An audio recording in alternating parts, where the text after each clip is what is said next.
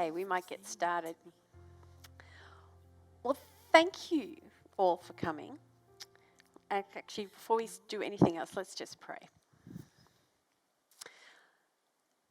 Lord, as we look at this topic this afternoon, I think it's important for us to all remember that you are God, that you are the one who has control of all the earth, and that we're bowing our knee in allegiance to you. That said, God, we also recognize that we live in a world that doesn't acknowledge you. And so, Lord, as we wrestle with how to pastorally care for those who are choosing to go down the assisted death route, may we be your witnesses in all that we do or say. Amen. Well, thank you for coming. You know, I know it's such a light and airy topic, isn't it? And we're all going to get some good laughs. Right into it, I have to tell you, this is a bit of a heavy topic. And I know even as I was preparing it, there were times that I went, wow, this is heavy. I just need to set it aside and go for a walk or just clear my head a little bit. It is confronting, but it is also our reality. So I want to start with a question. What is a good death? It's an ethical question that's been debated across many, many centuries, and it's really relevant for us when we're looking at it, because often what the people want is a good death. So I've got a couple of examples for you about this good death. Lawrence Oakes was a New Zealand explorer. He went with Scott into Antarctica, and while he was there, he suffered really severe frostbite on his feet. So badly that he was endangering the whole group because he couldn't walk fast enough to get back to the ship that they needed to be able to get out on. He begged them to leave him behind, and they refused.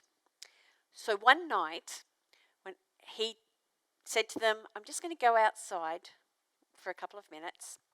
Don't worry about me, I might be a little while. And he walked out into a storm, minus 40 degrees Celsius, and died. He has been labelled a hero for that act. The New Zealanders all think he's a hero. Was that a good death? Let's face the reality. None of us want to have a long, suffering, painful death. And in that, we're actually quite agreed with the people who have written the assisted dying bill.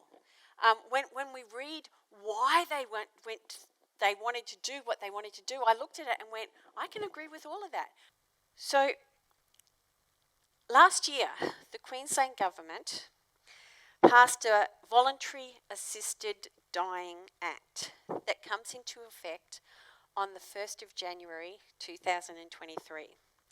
And it's an act that is going to affect each and every one of us, particularly those that are pastors, because we are going to be called to provide pastoral care in this space with people that are choosing to finish their life by using the Assisted Dying Act. But it's not just pastors that are going to use this. It's going to be people in our congregations. It is going to be people in our congregations who have family and friends, and we need to think through how do we grapple with this reality of we believe in the sanctity of life, but people are choosing to have an assisted death. What do we say? What don't we say? How do we act? So that's some of what we want to wrestle with this afternoon. And don't worry about taking notes. I have handouts here for everybody so that you can have what I've done. So let me give you a little bit of a roadmap of where we're going to go. I want to have a look at what voluntary dying is and what it's not, because that's a really important distinction. I want to have a look at understanding the process so that we actually know what we're talking about, because I don't know how many of you have read the bill. Until Rob had asked me to actually do this talk, I hadn't read the bill. I knew it was happening, but I hadn't actually read the bill and worked out, well, what does that mean? Then I wanted to spend some time just doing some theological reflections on assisted dying, and then looking at the pastoral care issues and ideas. So that's where we're going.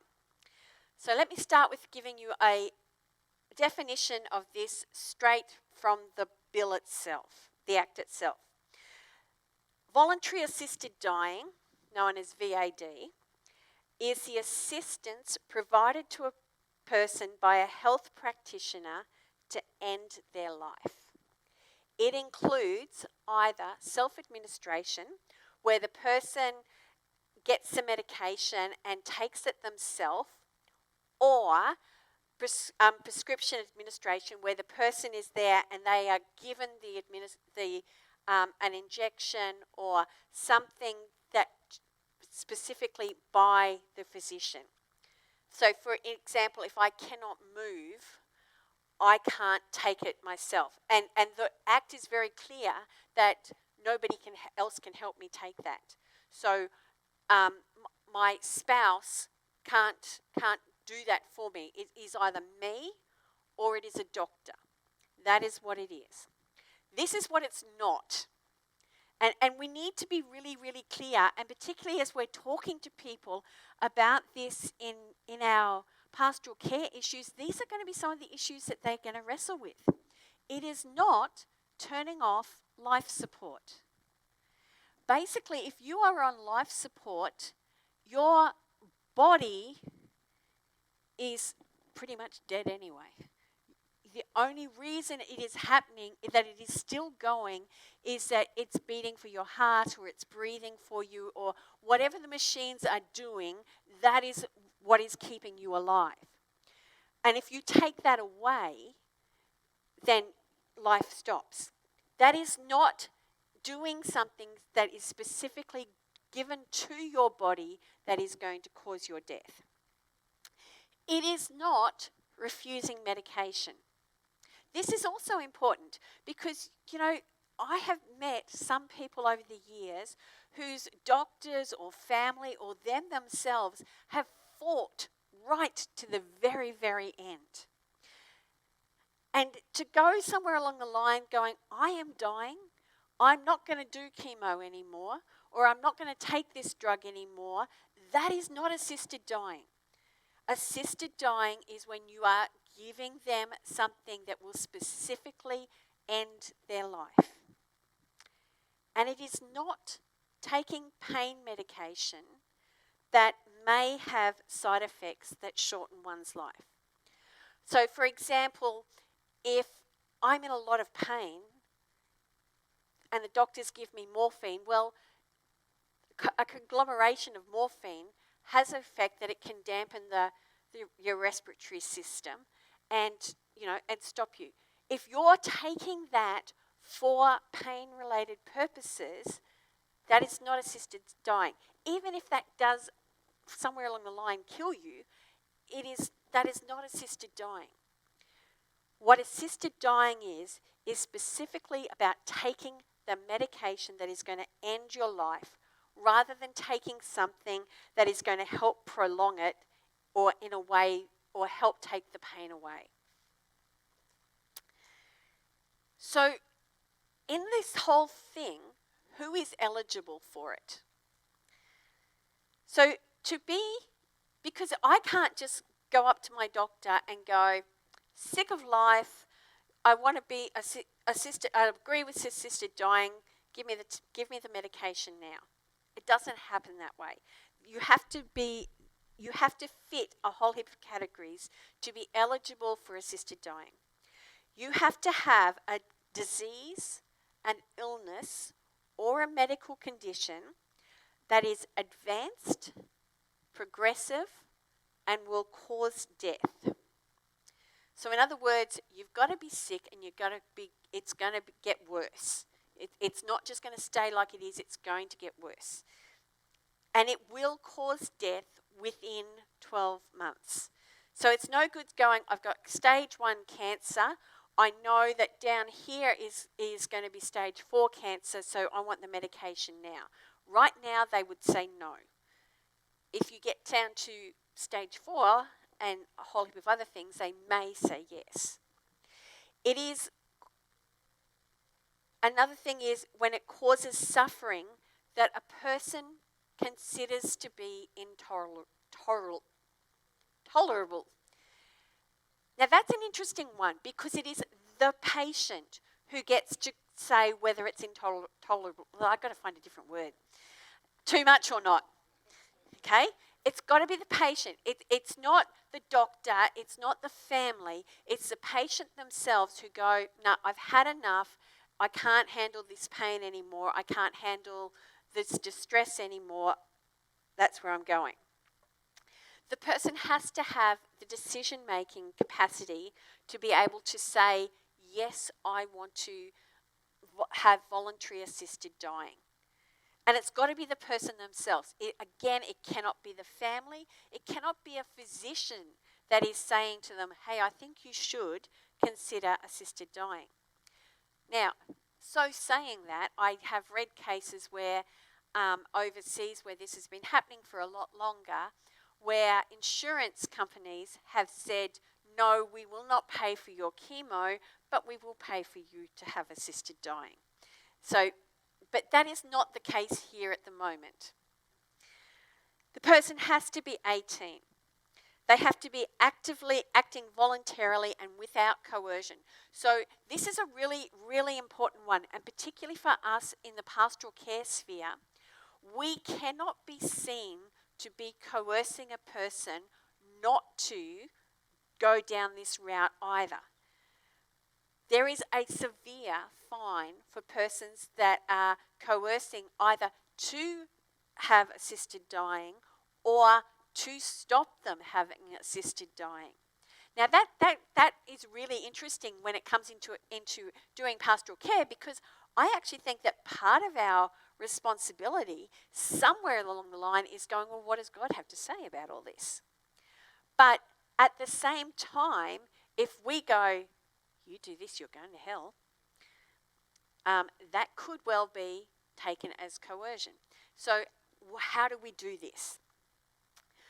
They have to be an Australian citizen or a permanent resident. They have to have been here for 3 years, or they have been granted a residency exception. So they're the steps, they're the things that the doctors are going to look at and go, yes, you fit these things, or no, you don't. And if you don't fit those things, they will not allow this to happen.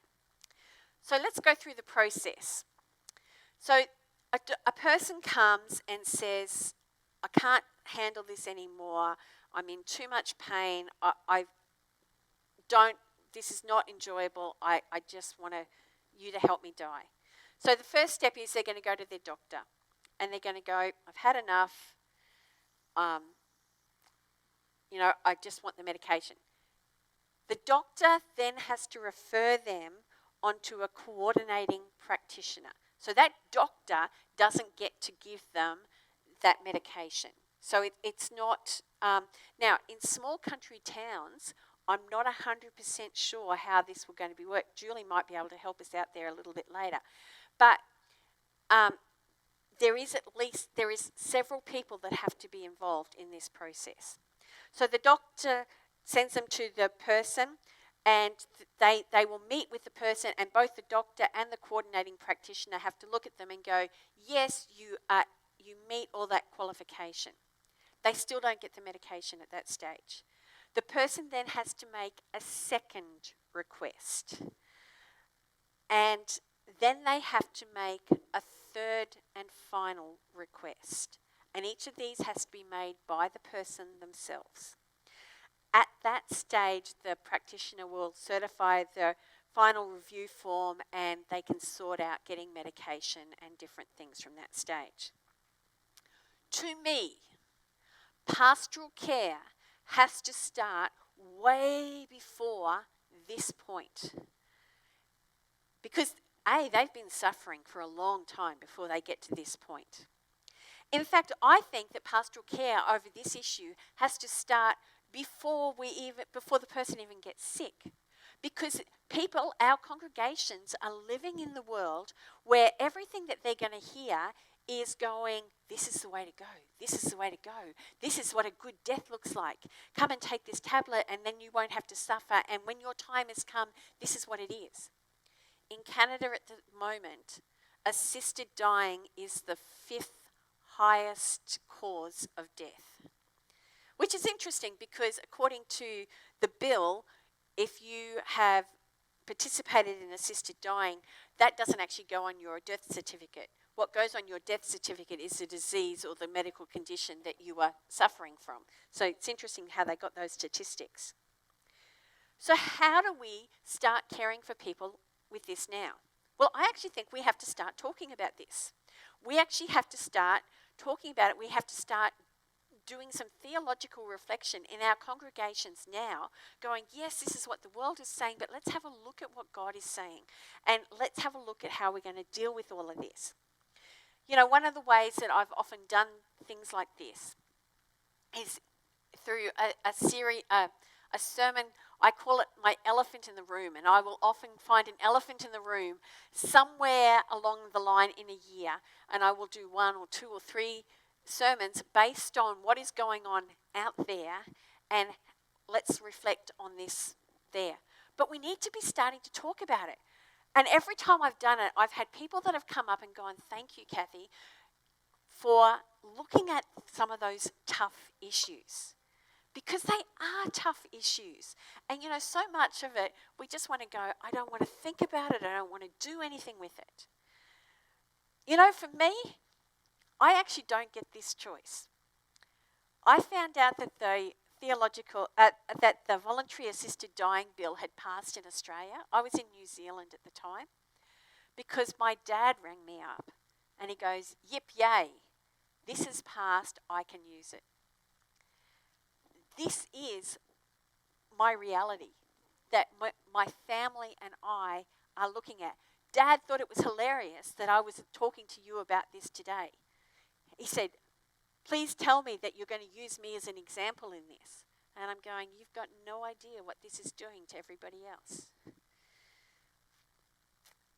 So let's spend some time theologically reflecting on voluntary assisted dying.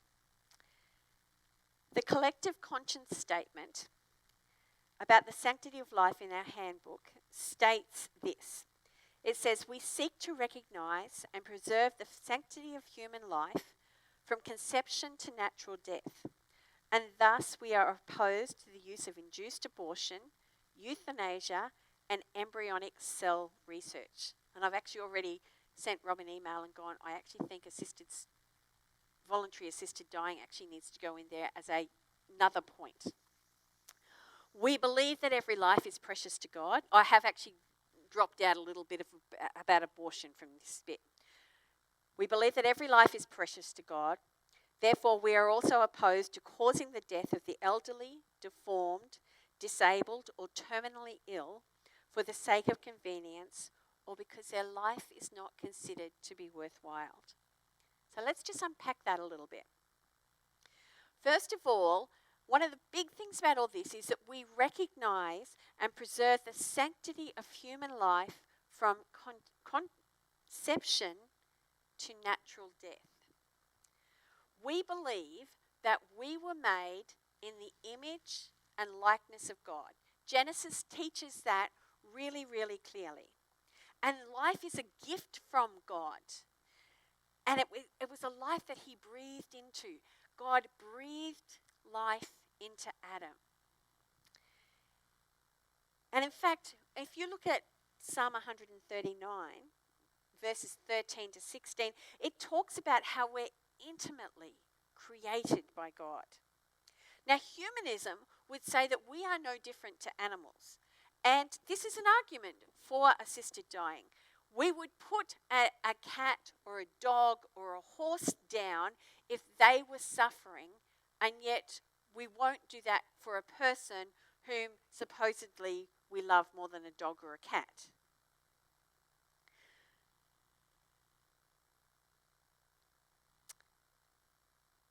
But people were made to bear the image of God.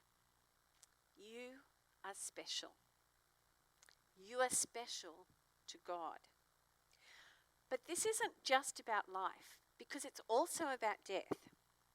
The biblical tradition takes death very seriously, but it doesn't paint a picture of death as all doom and gloom, to be avoided at all costs. At times, Christians have been accused of applying the sanctity of life to a process to try and cheat death for as long as possible. So, yes, we don't want you to die because we want you to live that couple of extra weeks that you are going to be able to live. But I don't think it's all about that. Because I think in recognizing the sanctity of life, we recognize that death is going to occur. It is going to occur. If people are at the point where they are looking at this voluntary assisted dying, they are going to die. Death is part of the process of life, but it's not the end. Rather, the resurrection of Christ is seen as God's way of breaking the power of death. So Acts 2:24 says, "But God raised him from the dead, freeing him from the agony of death, because it was impossible for death to keep its hold on him." And Revelation gives us this picture of a place where there is no more mourning and no more crying, and there will be no more pain. And for anybody who is in that waiting room of dying, that is all going to sound really, really good. It sounds really, really good to me. We're not scared of death. I can say with the Apostle Paul, to live is Christ, and to die is gain. If I live, fantastic. Jesus Christ is with me. And if I die, I'm going to heaven. Fantastic. I remember when my sister was dying, and I walked into her room one day, and I burst into tears. And she was comforting me, and I'm going, hey, there's something really wrong here. I'm supposed to be comforting you, not you comforting me. And she looked at me and she said, Kathy, I know where I'm going. I'm going to be in heaven with Christ soon. You're the one who has to live the rest of your life here without me. And it's so true. Society has advocated that all adults, as long as they are mentally competent, have the right to make their own decision regarding how to end their life. That's what the voluntary assisted dying is. I have the right to end my life because it's mine. And in a society where dignity is one of the most commonly linked things to the capacity of my own autonomy, that is really, really important. This attitude, however, ignores many of the biblical verses that claim that God is our creator and our sustainer and the taker away of life.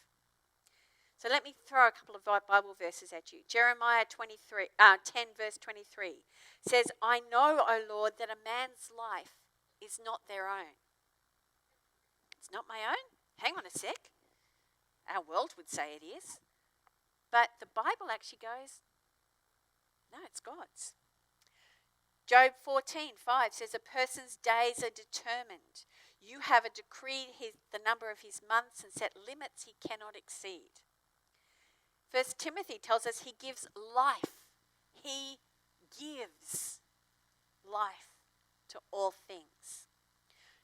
Deuteronomy says, even now that I, even I, am he, and there is no gods besides me. I kill and I make alive. I wound and I heal, and there is no one that can deliver out of my hand. 1 Samuel 2 says, the Lord kills and brings to life. He brings down to Sheol and raises up. James 14:15 says, instead you ought to say, if the Lord wills, we will live and do that, this and that. One of the things that we have against this is that the taking of life is actually not our prerogative. It is God's. And we have to let him be God all of our life to the very, very end. That's what we think. But what about the person who is really sick?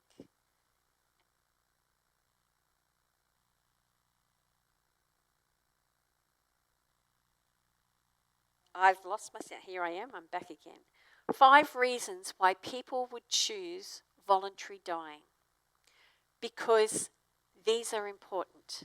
We have to be able to understand where they are coming from to be able to respond to them.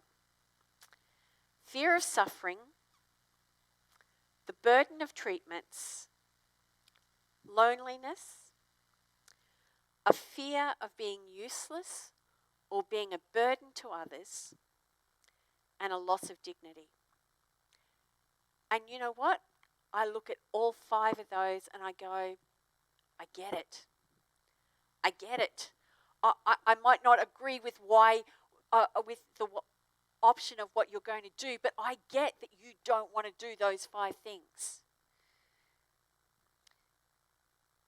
Unless we are very, very careful, we run into the danger of falling into the company of Job's friends when we do pastoral care with those that are wanting to look at assisted dying. Job's friends were dismissed because they settled for an ideological conclusion for a real lived life experience. We have this lived life experience that these people are walking right now. We can't come to them with just an ideological answer.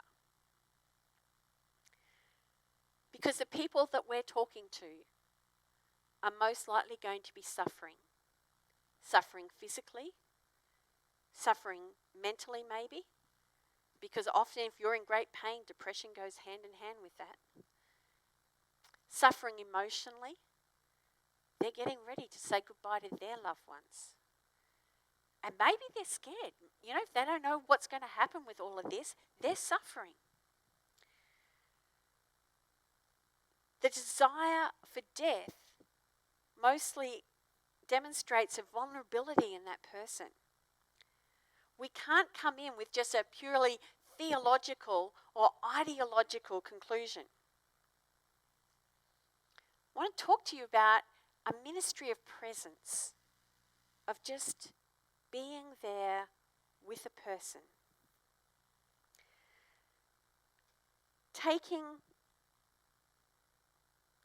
Sitting with them and listening with delicacy and respect to everything that they have to say, in the hope that their desire for death can transform into a desire for life. It is a ministry. Yeah, what am I doing, Meryl? That way? That better? Thank you. Their desire, the ministry of presence is that sacred ability just to listen and to speak and to touch. Giving them that space to allow them to have those conversations that will allow them to have their needs and their questions expressed and to be really clearly heard, not just by you, but others in that space as well. That may be the doctors, that may be their family. How are we doing that? So if we're going to take, what I want to do is take each of those reasons and go, okay, well, how do we deal with this pastorally care? So fear of suffering. It is the number 1 reason why people consider assisted dying. And let's face it, it's a real concern. Most people aren't scared of dying or of death. They're scared of the dying process. And I have to say, I'm right up there with them. I don't like pain. I don't like suffering. You as a pastor going, or a friend or somebody from the church going into that space can't promise them a death without pain. Even with the best medical intervention, that is not possible. But what we can do is help them look at their options. Unfortunately, one of the things that happens in all the countries that have had assisted dying is that palliative care research goes down. I love the fact that the Catholic Church has just committed to working through this area and looking at palliative care results and going, because we want to provide people with another way of living, with a way of living until they are dying, until death. But there are many things that can be done to help these people in pain. There are options. The palliative care has come so far, even in the last 10 years. But this needs to occur in such a way that's not going to cause emotional distress to people. We cannot promise them things that we can't deliver on. But what we can do is promise that we're going to walk alongside them and we're going to help them find somebody to talk to if that's in our capabilities. But the other thing that we have to do is we have to be able to provide compassion in the light of their suffering, both to the person and to their family. This is something that we do all the time anyway. Because we need to acknowledge that suffering. It's no good with us closing our eyes to it and going, it's okay. They're not suffering. Yes, sometimes they are suffering. And we need to acknowledge that, because there's nothing worse than suffering and not having anybody talk about the elephant in the room. And we need to be able to answer some of the questions that they're talking about at that time. Why am I suffering? Why won't God just take me home right now? When is this going to end? And I think that there is hope even in the midst of all of this. C.S. Lewis tells us that God whispers to us in our pleasure, speaks in our conscience, but shouts in our pain. It is his megaphone to rouse a deaf world. Pastoral carers are going to be able to help the people and their family explore some of these deeper issues about where God is. And what has been the whole thing that we keep hearing this weekend? Where is God through everything? He is right there with you. His promise is that he will never leave or forsake you, even when you're suffering. That doesn't take your pain away, but where is God? He is right there next to you. One of the interesting studies that has been done is one that has looked at people's ability, or people's decisions to take the voluntary assisted death.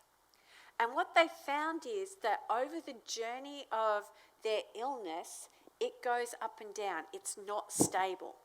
So while I might go at this point here, yes, I want assisted death. If somebody comes in and can manage the pain and stuff, that decision there may not be true a couple of weeks later. It's actually one of the reasons why the process is supposed to take as long as it does. So that actually gives a chance for us to sit with them and make sure that that is what they want. The second one is the burden of treatments. There's a statement that says sometimes the treatment is worse than the disease. I've seen that. I'm sure you've seen that too. And often that can be the case in the end of life scenarios.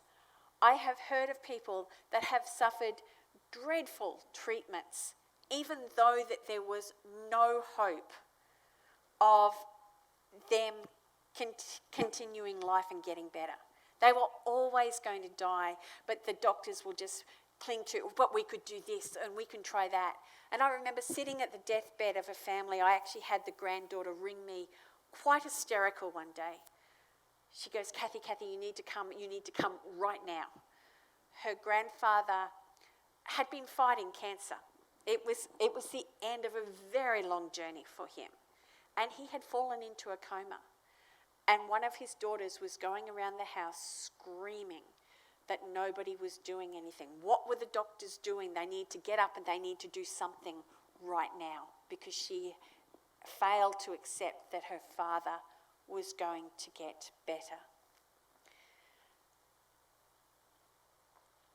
People have to be able to go, no, enough is enough. They have to be able to say, the burden of this treatment is too great, and go, no, that's not assisted death. Because if they think that that's assisted death, then sometimes they'll go, oh, but I can't do that. That's against God. That's not against God. What about loneliness? You know, Christianity is all about life lived in community. And it's outworked in the gathering of community in unity, in suffering and vulnerability, in offering support to the weakness. It is all about loving till the very end. Nobody in a Christian community should ever be left alone and unloved and uncared for. I had a lady in my church in New Zealand that died not long after I got there, actually. Her husband had Alzheimer's and was in a nursing home and didn't even remember her anymore. Her son had schizophrenia and couldn't cope with the whole thing. And so one of the other ladies and I from the church spent the night with her before she was dying. Nobody should be left alone. Our job is to love them till the very end. You know, it's a privilege to love those who suffer. It is such a privilege. That is the thing that I have probably gone, and I remember another man, I did a lot of funerals in New Zealand. Another man said to me, and he said to me, Kathy, I was all for assisted dying. I was at the bedside of his brother. And he said, but you know what? It has been such a privilege to be able to just be here with him during these last couple of weeks. He goes, and he said, and if we'd just taken a tablet, neither of us would have ever had that. We have to embrace those who are struggling and suffering. You know, as a church, you can commit to the ongoing support of the person who is dying. To me, discontinuity of care cannot happen, even if they decide that they're going to take the tablets and they're going to go through the voluntary assisted dying. I don't think we can say, no, we will not care for you anymore. I disagree with you. I'm not going to have anything to do with that. That is not who we were called to be. We cannot just walk away. You know, the fourth concern that people have is being a burden to other people. You know, as Christians, we're called to care for other people and bear each other's burdens. And I'm sure as you've seen, as I have, the struggles that people have, and particularly the people who are really good at giving out, sometimes are really bad at receiving the help themselves. So they've spent their lifetime ministering to other people and supporting other people, and suddenly, you have to do that for me? There is actually learning in that for people, to actually allow others to support them during that time frame. And it can be a hard lesson to learn. And it can be helpful to discuss the privilege that they've had in caring for others and how we actually need to learn to give as well as to receive as well as give. This one I think is one of the hardest ones, is that loss of dignity. Because there are certain things that happen towards end of life that really reduce a person's sense of dignity. Your body starts to fail.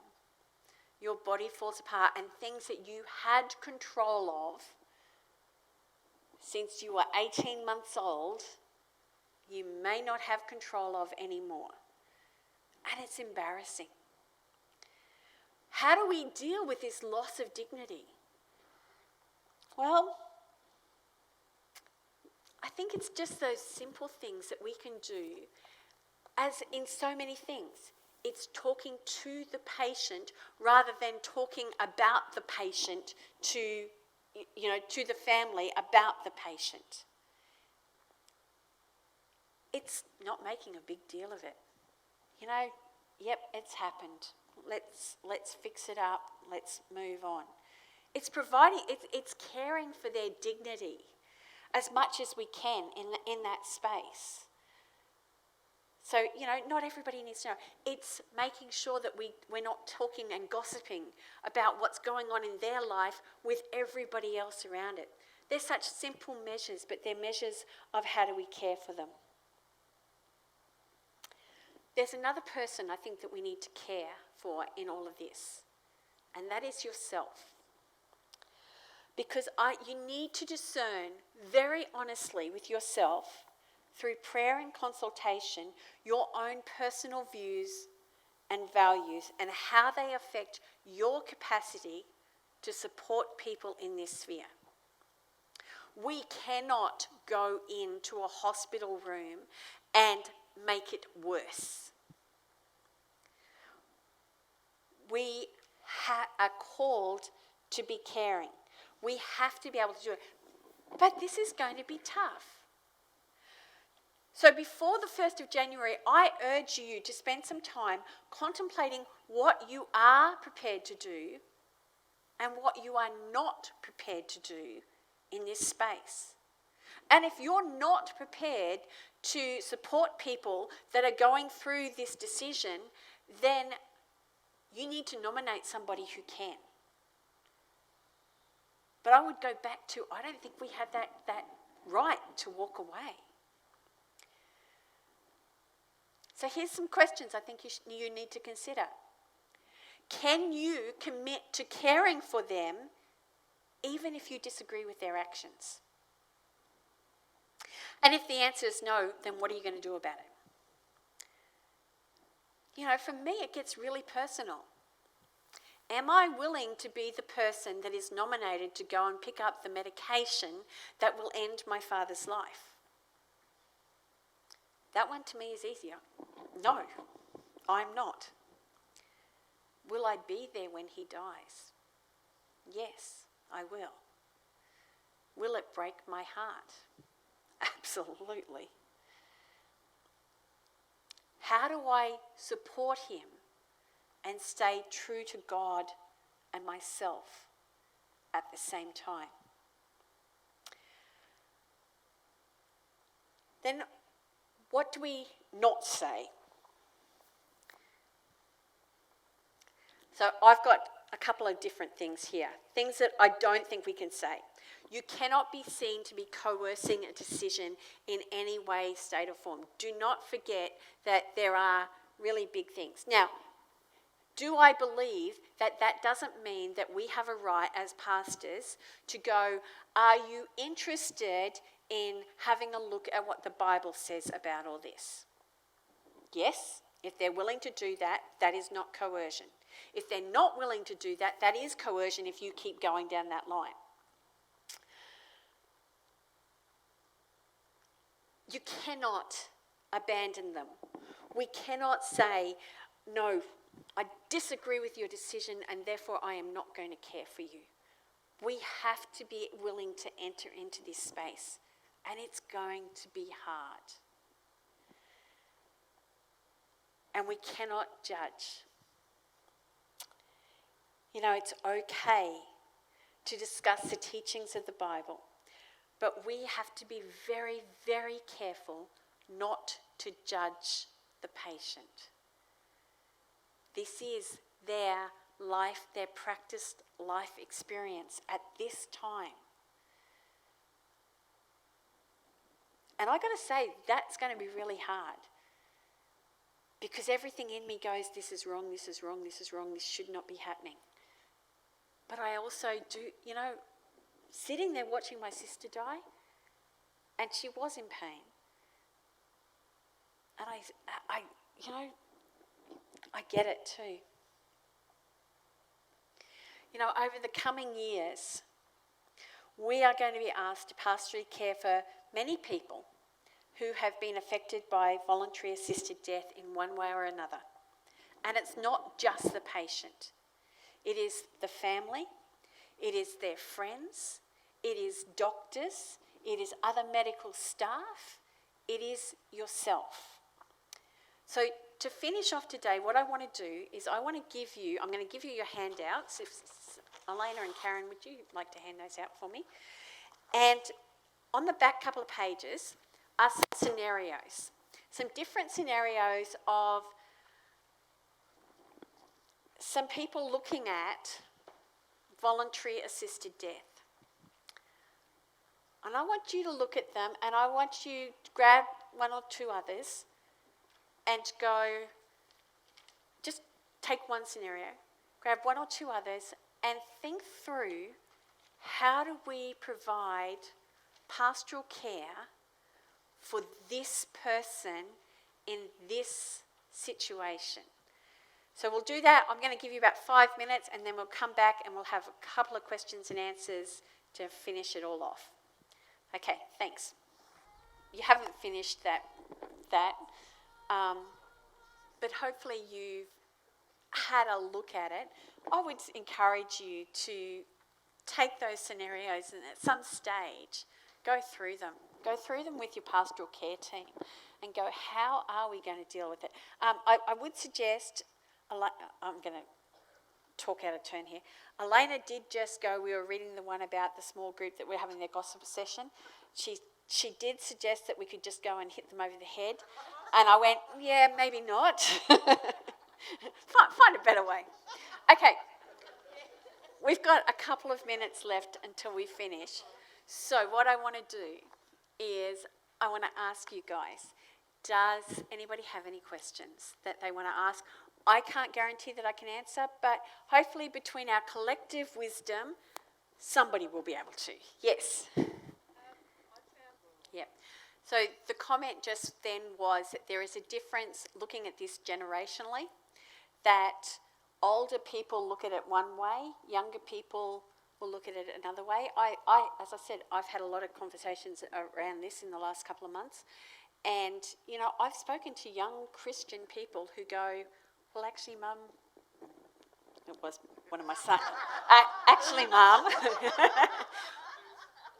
I don't have a problem with this. And I'm going, whoa. Yeah, that was one of those ones where I go, how did I bring you up? You know, how do we do it? But he's not alone. He's not alone.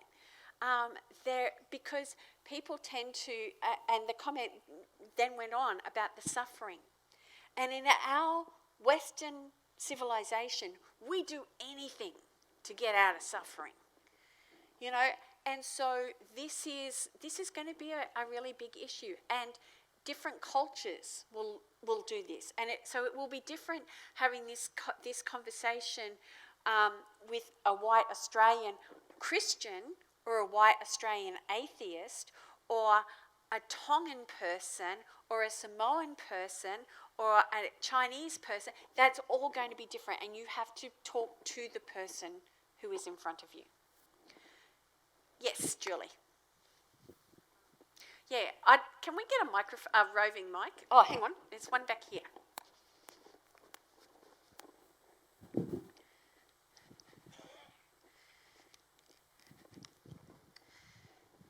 It's number 2. I've got a long history working in palliative care, and currently I'm CEO of a nursing home with a palliative care unit and a dementia unit. But I was blown off my socks as a pastor with this exact situation at the beginning of this year. We have 40 Nivans from Vanuatu who come to our church, and one of those ladies was in her 40s and she was diagnosed with stage 4 cancer. I invested a lot of time and emotions and heart in supporting her, and lobbied to get her some palliative care treatment in Australia before she went home because she wouldn't have that option at home. We got her on a plane to go home after COVID restrictions and everything else, and she had probably 6 or 8 months left to live that we could predict.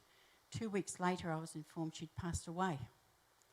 And she had been given herbal treatments over there to relieve her pain, which is exactly what we're talking about here. And I really struggle with the fact, had I sent her home to die sooner? Had I not supported her?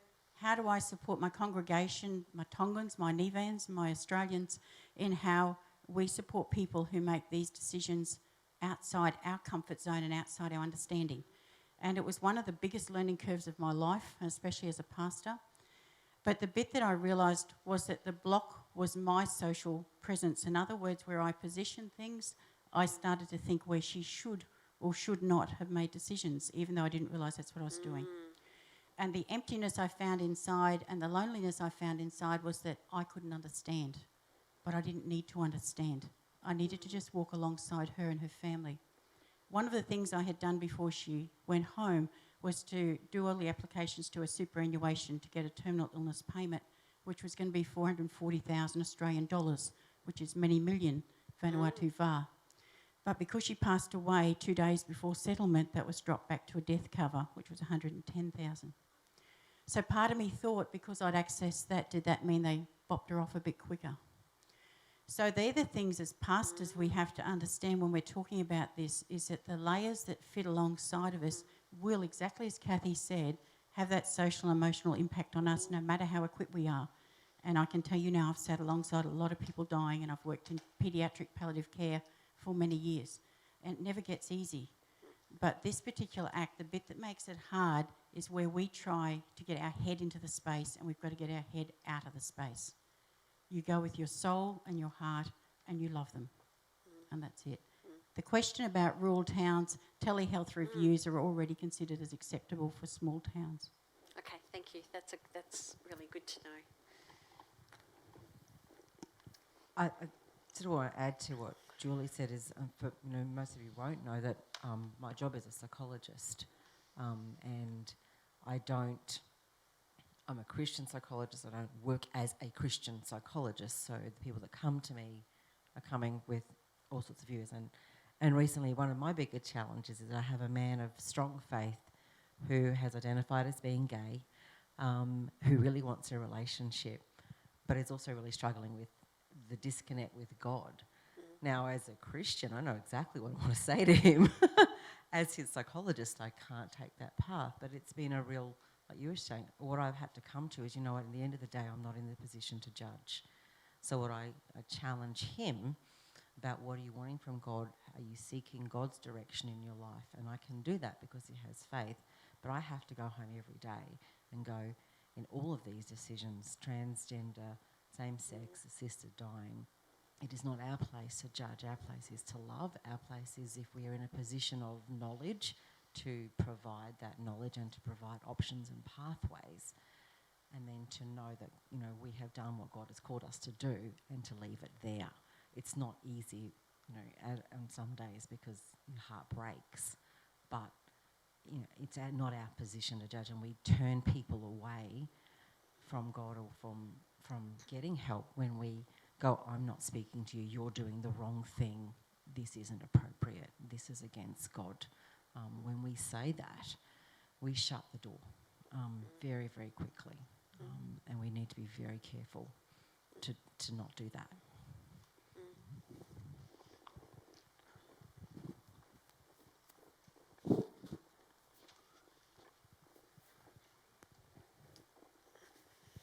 As a pastor, we get to go in when people are in a big crisis.